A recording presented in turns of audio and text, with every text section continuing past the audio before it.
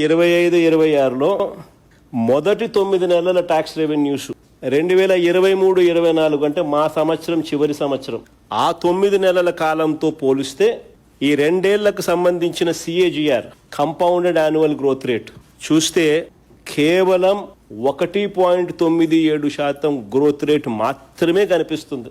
ఇంకా ఆశ్చర్యం ఏమిటో తెలుసా?